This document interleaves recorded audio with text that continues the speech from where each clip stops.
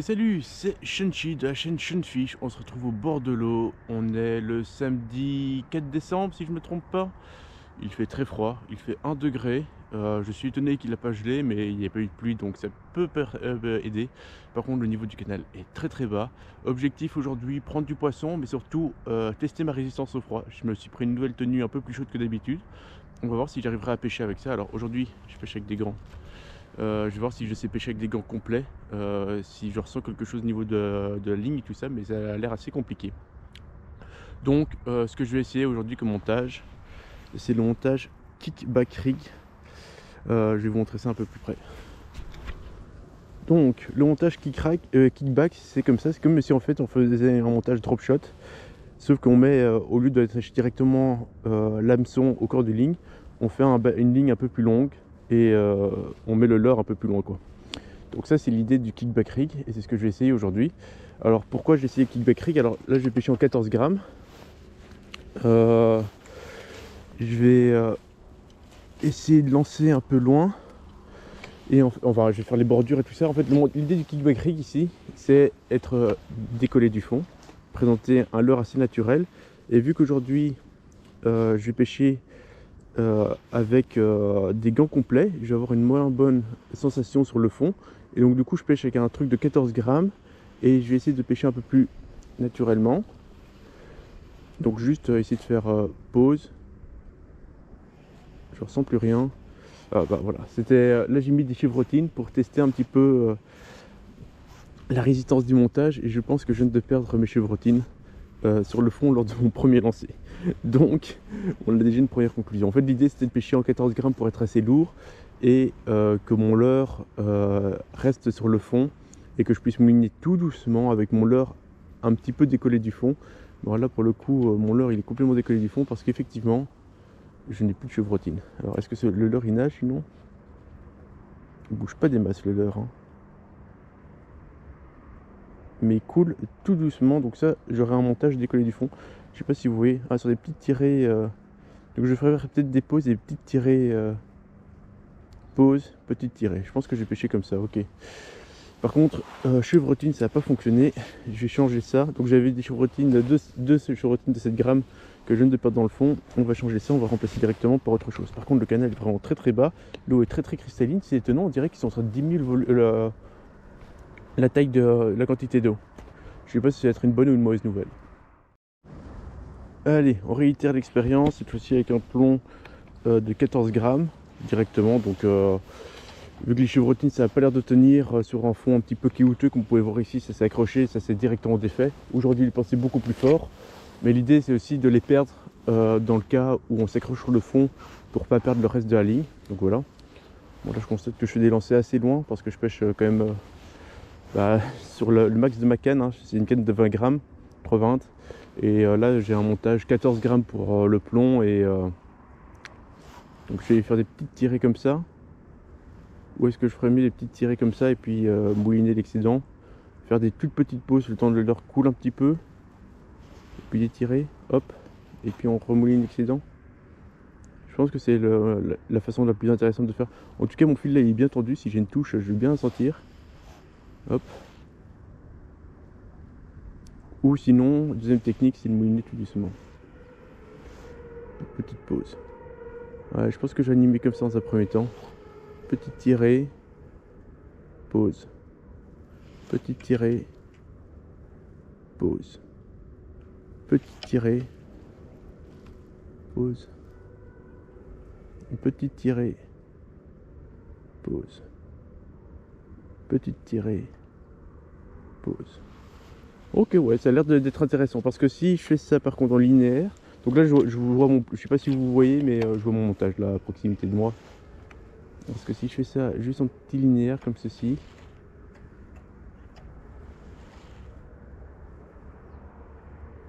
mon leurre ne s'anime pas du tout dans ce sens-là. Il a juste une petite tirée, alors que si je fais des petites tirées, ouais, une petite tirée, on va faire des petites tirées. Des pauses entrechoquées de petites tirées. C'est bien qu'on puisse profiter de l'eau claire pour observer un petit peu comment ça va pêcher.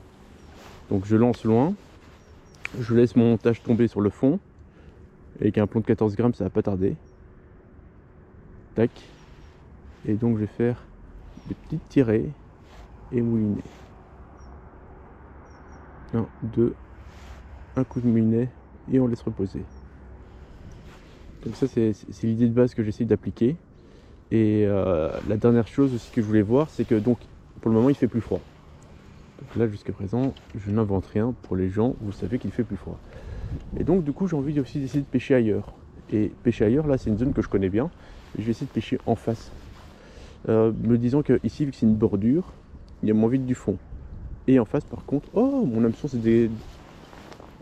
Oh, est-ce que j'aurais raté une touche? Je me suis accroché sur le fond, mais j'ai pas parti du principe que c'est une touche que j'aurais manqué. Non, mon hameçon était détaché. Je vois pas de dents de vampire non plus. Ah, je sais pas, je vais refaire un lancer. On va voir si ça tombe, j'ai une touche et j'ai pas fait attention.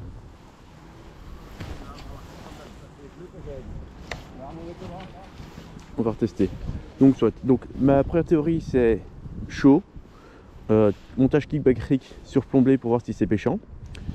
Et après, si les pêcheurs arrivent en face, là où il n'y a pas de bordure, donc directement un fond plus net, donc plus de profondeur, plus de chaleur. Voilà, c'est vraiment mes idées à l'heure actuelle. Elles sont bonnes ou pas bonnes, ça c'est à voir, mais c'est ce que je suis en train de tester pour le moment en tout cas.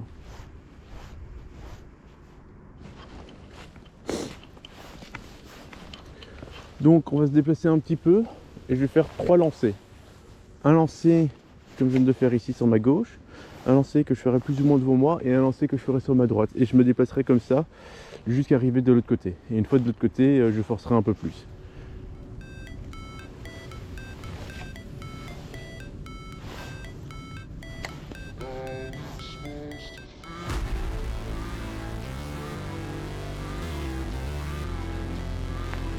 Je me casse les coups. Ouais. Je sens une résistance. Et je pense que c'est plus que mon leurre. Ah non, j'ai tout.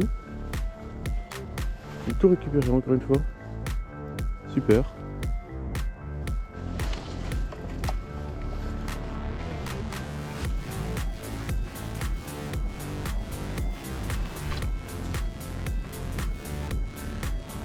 Ouf.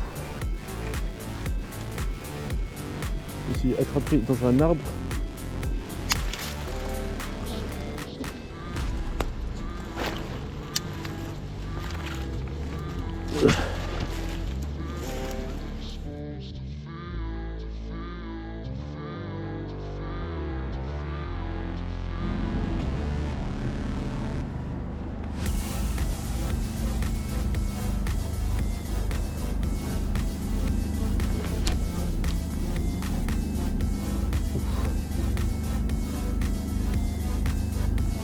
Et mon plomb a volé je sais pas où.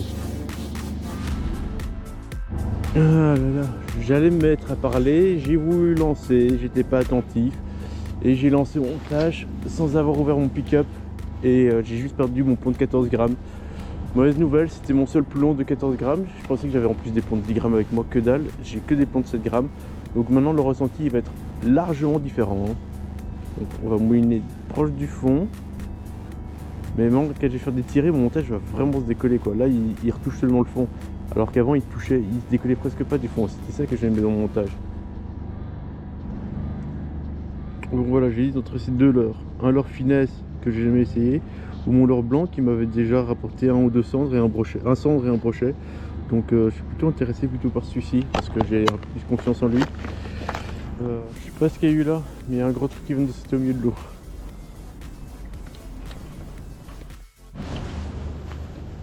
Et voilà, on se retrouve en face. Donc il y a un poisson qui vient de sauter, un gros truc qui vient de sauter, je sais pas ce que c'était. Malheureusement c'était dans mon dos. Donc on lance le leurre pas trop loin. On laisse prendre contact avec le fond, voilà. Je mets un peu de tension. Et je vais juste marcher tout doucement. Faire quelques pauses pour reprendre contact avec le fond. Et marcher doucement tout le long jusqu'à arriver sur la zone que j'ai prévu de pêcher. Et on va voir si je prends un poisson comme ça, une touche sur bordure, et après je pêcherai un peu plus intensément la zone dédiée.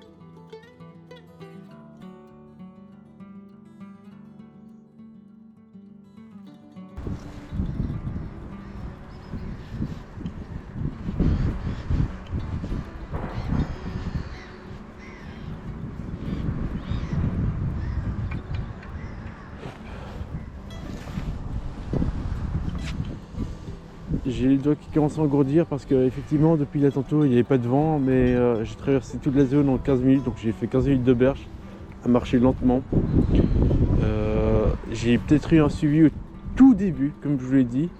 J'ai vu 2 poissons sauter sur la rive d'en face, je n'ai pas vu quoi. Je présume carpe ou brème. Je vois mal une attaque de carnassier. Ou je préfère me rassurer et de me dire que c'en est pas une parce que c'est sûr que je l'ai manqué. Donc voilà, je pêche avec mon leurre blanc, il est nage vraiment canon. On mouine un petit peu et il a vraiment une nage de fou. Il a un beau rolling, sa queue dalle prend bien. Franchement, c'est un leurre que je suis vraiment satisfait pour ce genre de pêche séparé d'un hameçon. Et quand je pêche en chibresca avec ce leurre là, le ripple shad, hein, comme il s'appelle, il a un mouvement mais vraiment il se retourne, il fait des flips à 90 degrés. Oh, le vent donne bien là. Oh, le vent donne bien et j'ai froid à mes bouts de mes doigts. Donc là il faudrait que je réfléchisse à une autre technique pour des gants, quelque chose qui me permettrait d'avoir des plus chauds à mes doigts. Parce que là ça ne va pas. Pas pêcher longtemps ici de ce côté-ci si le vent continue. Par contre malheureusement il y a du vent et je pêche plus qu'avec un plomb de 7 grammes, donc ma baignade se détend facilement. J'aimerais bien pêcher très lentement et garder mon plomb sur le fond. J'ai l'impression que c'est le cas. Si je pêche très lentement, j'ai mon plomb sur le fond.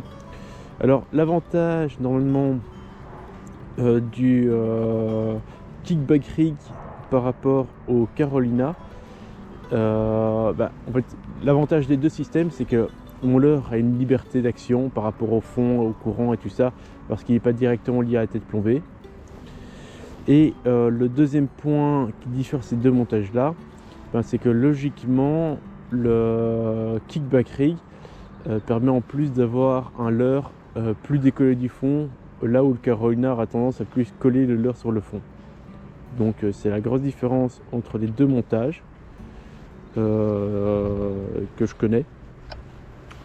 Maintenant à voir si ça influence vraiment le résultat de la pêche, mais c'est pour ça que ici je pensais pêcher un petit peu décollé, parce que j'ai tendance à dire que là où une perche va venir gober le leurre sur le fond, comme une écrevisse ou un truc comme ça, le cendre lui aura plus tendance à aller le chercher un petit peu décollé du fond.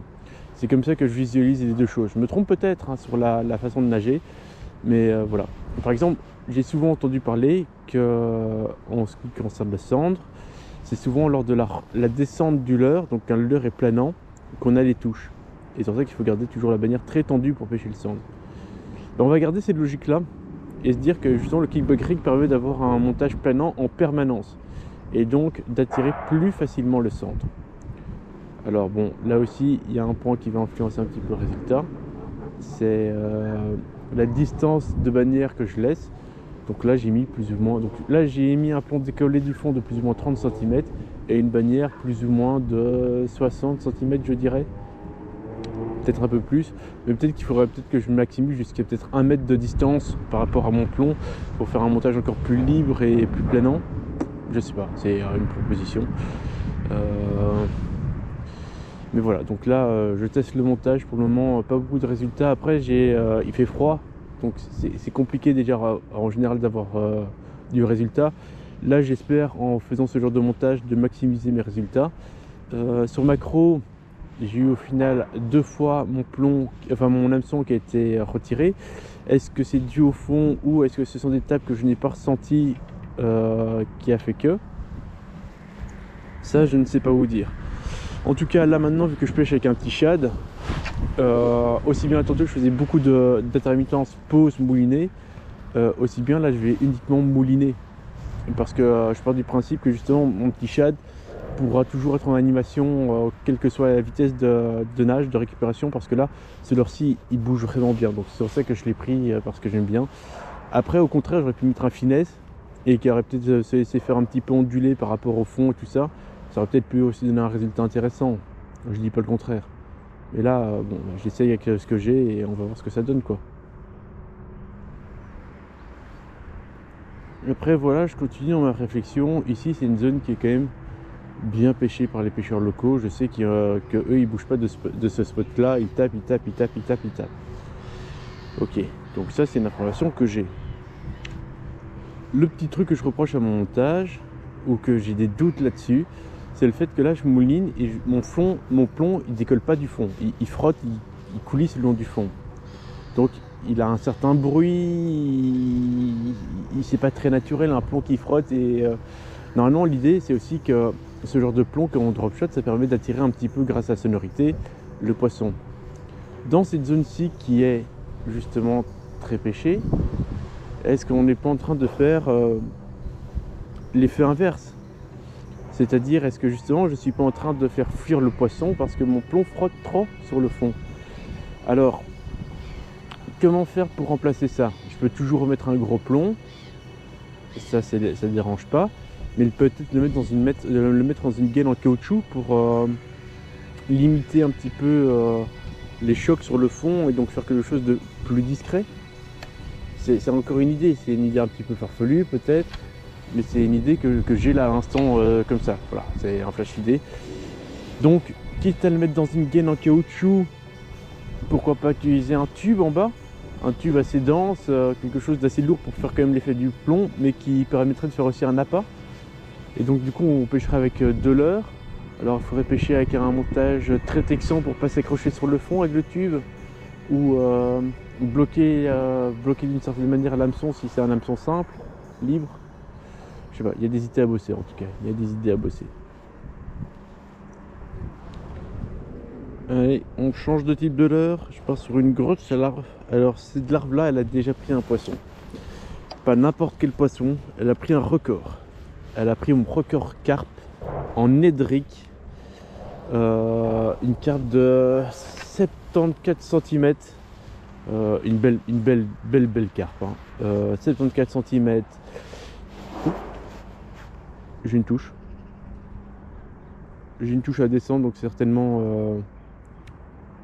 on l'a eu, c'est pas une. Oh non, je sens différemment mon leurre. Mon leurre s'anime différemment au fond. Je le sens, il bouge différemment. Ok. Donc c'est mon record carpe avec 74 cm prise par la bouche. Et c'est pour ça que je parle de record. Déjà c'est la plus grosse carpe que j'ai vue au bout de ma canne de ma vie. Mais prise par la bouche en électrique sur une longue pause de 10 secondes.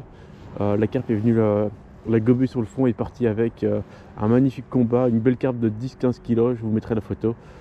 Je ne l'ai pas pesé, hein, donc c'est pour ça que je dis plus ou moins 10-15 kg. Compliqué à prendre en main, mais mon record carpe. Avec ces leurres en forme de larve tout simplement, et c'était cette année, un petit peu de temps avant que je commence à faire des vidéos, donc malheureusement j'ai pas pu enregistrer ça, mais un magnifique combat, j'aurais jamais cru pouvoir sortir ce poisson, et c'était le deuxième poisson que je prends avec ma cagnotta que j'ai ici. Donc au passage je peux observer que les bacs ici ont été refaits, par contre le fond est clair, hein. C'est la première fois que je vois l'eau aussi claire et aussi peu profonde. Ouh, il m'a fait peur celui-là. Non, non, c'est mon fil. Ouh, à côté du fil, heureusement. Bon, soit. Donc, je vais faire un résumé global de la séquence, de ce qui s'est passé jusqu'à présent. Donc, je pêche, il fait froid, il fait 1 degré. Donc, je teste des affaires un peu plus chaudes pour voir un petit peu si j'arrive à pêcher dans ces conditions. J'ai voulu essayer aussi un nouveau montage, le kickback rig. Objectif, pour pêcher un peu surplombé, pêcher très très lent comme je suis en train de faire, et juste laisser mon leurre être activé par la bannière, tandis que mon plomb reste vraiment collé sur le fond, et donc du coup je peux faire un moulinant continu et faire des pauses. Et au niveau de l'animation comme ça, c'est pas très compliqué, c'est une pêche assez lente qui pourrait peut-être me permettre de prendre du poisson en hiver. Donc ça c'est l'idée absolue.